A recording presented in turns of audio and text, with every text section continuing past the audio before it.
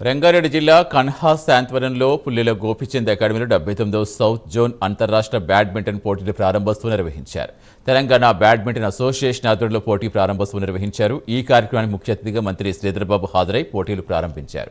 సుమారు 5 రోజుల పాటు జరగబోయే ఈ పోటీల్లో తెలంగాణ, ఆంధ్రప్రదేశ్, కర్ణాటక, కేరళ, తమిళనాడు రాష్ట్రాలకు చెందిన క్రీడాకారులు పాల్గొనున్నారు.